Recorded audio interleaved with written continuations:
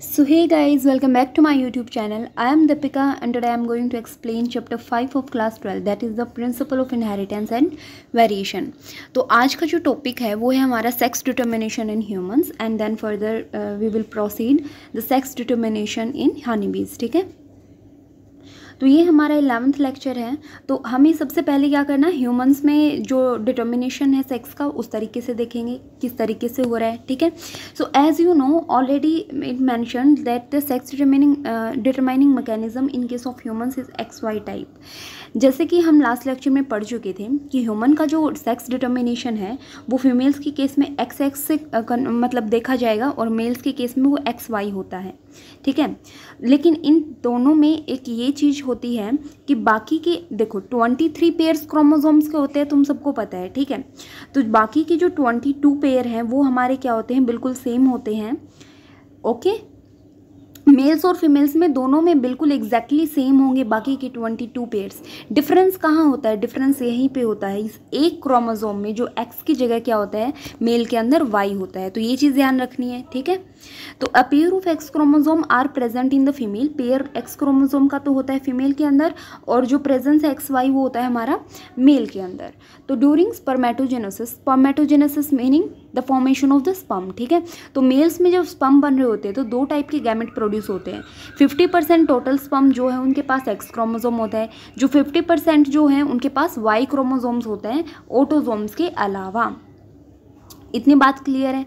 अब फीमेल्स में तो ओवम जो हो एक ही टाइप का X क्रोमोसोम ही वही दिखा देगा. ठीक है, वही प्रोड्यूस करेगा. ठीक है, तो there is an equal probability of fertilisation of the ovum with the sperm. अब देखो प्रोबेबिलिटी क्या होती है, यहाँ पे तुमको क्या बनना है कि क्या पता लगाना है कि गर्ल कब होता है और बॉय किस कम्बिनेशन से हमको बॉय जो है वो प्रोड्यूस होता हुआ दिखाई देगा. मीन्स अगर XX कम्बिनेशन है तो क्या बनेगा, XY कम्बिनेशन है तो क्या बनेगा. इस तरीके से हमको ये देखना है.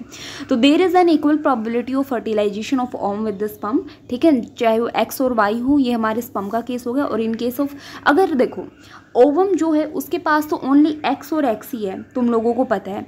मेल जो उसके पास X और Y है.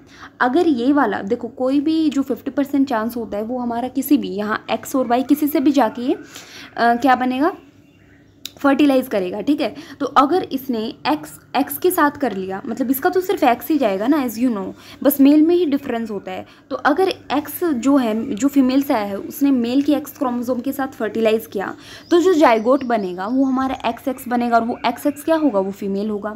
ठीक है, अगर हमारा ओवम ने फर्टिलाइज किया Y क्रोमोसोम के साथ, ओवम का X और जो स्पर्म का Y जो है अगर यहाँ ऐसे फर्टिलाइज हुआ तो XY कंडीशन देखने को मिलेगी. और ये किसकी होती है भाई, ये हमारी होती है बॉय की. ठीक है, तो हमारा मेल ऑफस्प्रिंग बनेगा एज यू नो. तो दस यहाँ पे एविडेंट क्या निकलता है कि जो जेनेटिक मेकअप है स्पर्म का वो ही सेक्स जो चाइल्ड का है वो डिटरमाइन करता है. और it is also evident that in each pregnancy there is always, और 50% प्रॉबिलिटी होती है कि अब मेल बनेगा या फीमेल बनेगा, ऐसा कुछ नहीं होता है. तो it is unfortunate that in और हमारी सोसाइटी में एक ये मेन चीज़ ये होती है कि वुमेन को ब्लेम किया जाता है कि वो सिर्फ फीमेल चिल्ड्रन देती है, जबकि ऐसा नहीं होता है. ठीक है, तो ये सब हमको रोकना ही चाहिए. वैसे ये इल ट्रीटेड होता है because of this false notion. Mainly क्या होता है, जो मेल जो है उसके पास कैपेबिलिटी होती है कि वो X और Y, बट उसके पास भी क्या जो हमारे जीन्स है उनका जो मेकअप है वो जिस तरीके से जाके रिएक्शन करेगा वही जो है हमारा फीमेल चाइल्ड या मेल चाइल्ड होने का मतलब एक टाइप से रिजल्ट है. जीन मेकअप ही होता है ओवरऑल. ठीक है, तो हम ये ऐसे नहीं कह सकते कि भाई हम अपने मन से थोड़ी ना कर सकते कि भाई चलो Y क्रोमोसोम जो है वो अभी कम्बिनेशन बनाए, ऐसा नहीं होता ना. तो ये जीन्स जो है वो अपने आप कम्बिनेशन बनाती है. तो मोस्टली X के साथ बना लेंगे, कई Y के साथ बना लेंगी. इस तरीके से हमारी बॉय और गर्ल जो है उनका सेक्स डिटर्मिनेशन हम कंक्लूड कर सकते हैं. तो ये ओवरऑल ह्यूमंस का था जो कि बहुत ईजी था. उसमें तुम ऐसे लिख सकते हो XX फीमेल का और XY मेल का. तो यहाँ पे अगर तुम बनाओगे तो XX बनेगा, इसका कम्बिनेशन इसके साथ करोगे तो XY बनेगा, इसका कम्बिनेशन यहाँ करोगे XX बनेगा, इसका कम्बिनेशन इसके साथ करोगे, मतलब हर एक का कम्बिनेशन हर एक के साथ.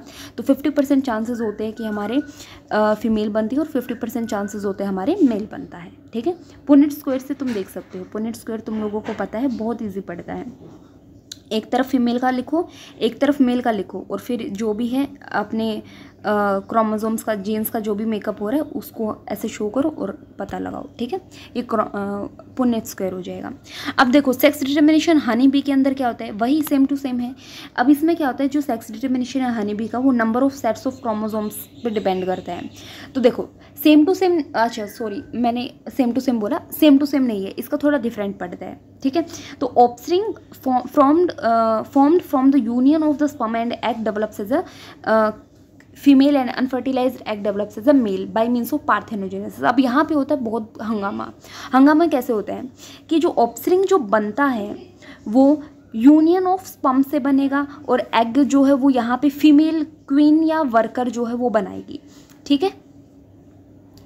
तो ऑफस्प्रिंग कैसे बनेंगे, हमारे स्पर्म और एग मिलेंगे, या तो वो फीमेल ही बनाएंगी, फीमेल में या तो वो क्वीन बनाएंगी या वर्कर बनाएंगी।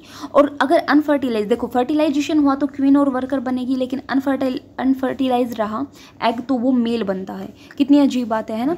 ये मेल बनता है जिसको ड्रोन बोलते हैं। और ये पार्थेनोजेनेसिस तुम सबने पढ़ रखा है कि वो प्रोसेस होती है जिसमें हमारा जो ऑफस्प्रिंग है वो विदाउट फर्टिलाइजेशन जो है वो प्रोड्यूस हो रहा है। तो अगर फर्टिलाइजेशन हो रहा है तो क्वीन और वर्कर बनती है, और अगर अनफर्टिलाइज रह रहा है, कोई फर्टिलाइजेशन ही नहीं हो रहा है, मतलब मेल और फीमेल फर्टिलाइज नहीं हो रहे, तो हमारा ड्रोन बनता है। किसकी हेल्प से, पार्थेनोजेनेसिस उस प्रोसेस को बोलते हैं, ये दिमाग में रख लेना। इसका मतलब ये है कि मेल के पास तो सिर्फ हाफ नंबर ऑफ क्रोमोसोम रहेंगे देन दैट ऑफ फीमेल, है ना, बिल्कुल सही बात है। तो फीमेल्स जो है वो डिप्लॉइड होती है जिनके पास 32 क्रोमोसोम्स होते हैं, और मेल्स जो है यहाँ पे हैप्लॉइड होते हैं, ठीक है। तो हैविंग 16 क्रोमोसोम, तो इनके पास कितना क्रोमोसोम होता है, 16 क्रोमोसोम होगा, ठीक है। This is called as haplodiploid sex determination system. तो इसको हम हैप्लोडिप्लॉइड सेक्स डिटर्मिनेशन कहते हैं, मतलब इसमें मेल और फीमेल के पास इक्वल नंबर ऑफ क्रोमोसोम नहीं होते हैं, and has special characteristic features such as males produce sperms by mitosis. और मेल जो है वो माइटोसिस के थ्रू स्पर्म प्रोड्यूस करेगा, मतलब मीन्स इसका जो 16 क्रोमोसोम है, तो ये 16 ही क्रोमोसोम जो है अपना क्या करेगा, बनाएगा by the help of mitosis, ठीक है। ऐसा नहीं कि 8 क्रोमोसोम बना लेगा, ऐसा नहीं होता, माइटोसिस चलता है मेल्स के अंदर। तो they don't have father and thus can't have sons, ठीक है। तो but have a grand father and can have grand sons. कितनी सिंपल सी बात है।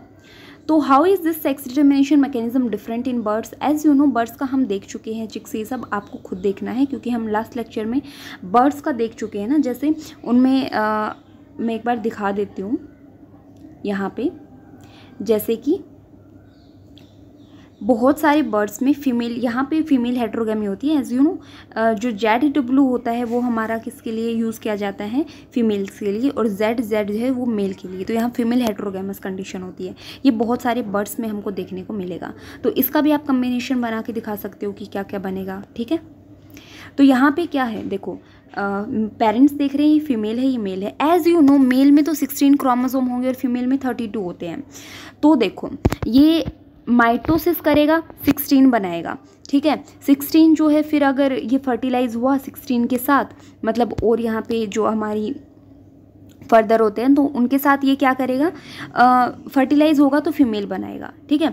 यहाँ पे क्या होता है कि फीमेल जो है वो म्योसिस करेगी। म्योसिस में हमारा ये वाले प्रोसेस देखने को मिलेगी, मतलब दो जो सेल्स हैं उनके अंदर क्या देखने को मिलेगा, हमारे गैमेट्स जो हैं जो भी हैं, तो 16 और 16 क्रोमोसोम फर्दर डिवाइड होंगे, जिनमें से हमारा मेल बन सकता है ना, कुछ भी हो सकता है, और वो जाके रिएक्शन कर सकता है इसके साथ, I mean fertilisation, it's okay.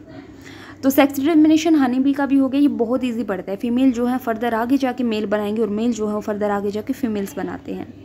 तो इस तरीके से हम कह सकते हैं कि जो मतलब इनके फादर नहीं है, ये फादर नहीं है, इसलिए सन्स जो है वो प्रोड्यूस नहीं कर सकते, बट ये ग्रैंड फादर ही ग्रैंड सन्स प्रोड्यूस कर सकते हैं, ठीक है। बहुत इजी पड़ता है ये वाला।